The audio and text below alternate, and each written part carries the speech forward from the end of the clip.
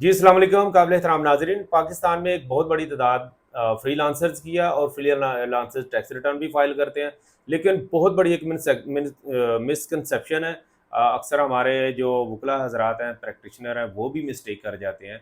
तो वो है जनाब फॉरेन रेमिटेंस और फॉरेन इनकम, इसमें डिफरेंस नहीं कर पाते, जिसकी वजह से प्रॉब्लम्स आती हैं और फिर लोग गवर्नमेंट को या एफबीआर को गालियाँ देते हैं।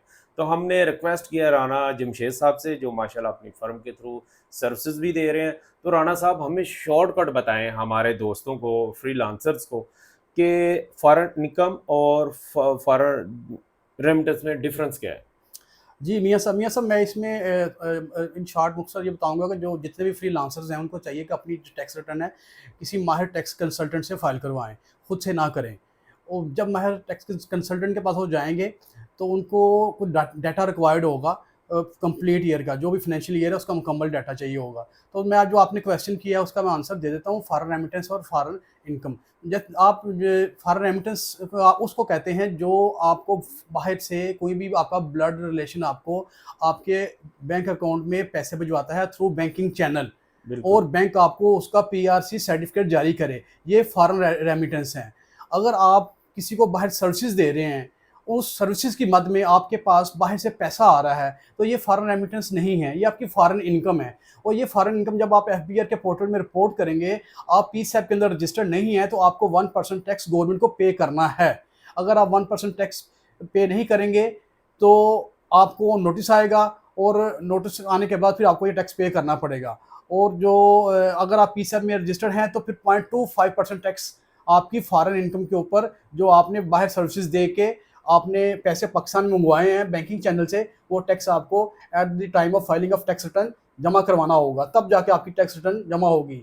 मकसद मैं यही कहना चाहूँगा कि आप अपनी टैक्स रिटर्न किसी माहिर काबिल टैक्स कंसल्टेंट से, जो इन सारी चीज़ों को समझता है, अंडरस्टैंड करता है, उससे प्रोसेस करवाएं, जमा करवाएं।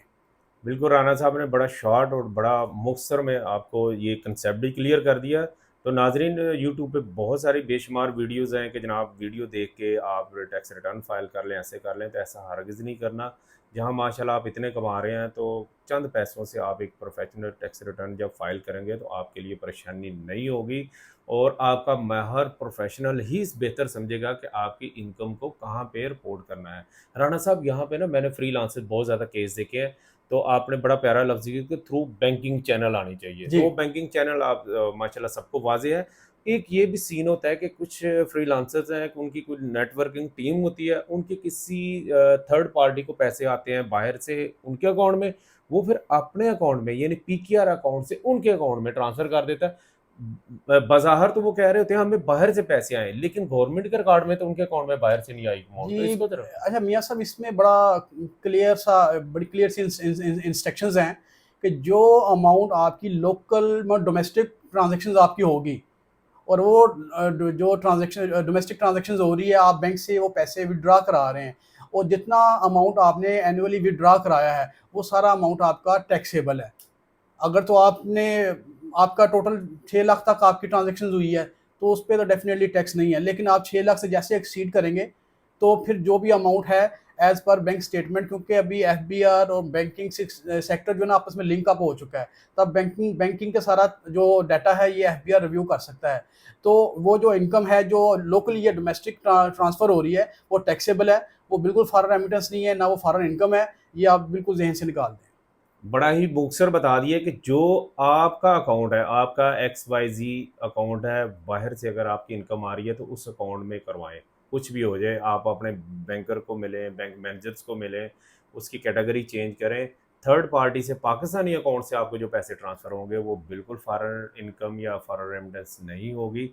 इसके अलावा जो फॉरेन रेमिटेंस में बैंकिंग चैनल में एक और चीज़ बता दें कि जिनके फैमिली मेम्बर्स बाहर से पैसे भेजते हैं, वो भी कोशिश करें कि अपने नाम से भेजा करें, यानी कि वेस्टर्न यूनियन जितनी भी मुख्तलिफ सर्विसेज हैं, तो अपने नाम से उनको जो अमाउंट है वो ट्रांसफ़र होनी चाहिए, तब ही एक सबूत होगा वैलिड कि आपके अकाउंट में बाहर से पैसे आए हैं। अपना और अपने से वसा उम्मीदों का बहुत ज़्यादा ख्याल रखिएगा। राना साहब, आपका भी शुक्रिया। Thank you. अल्लाह हाफिज़।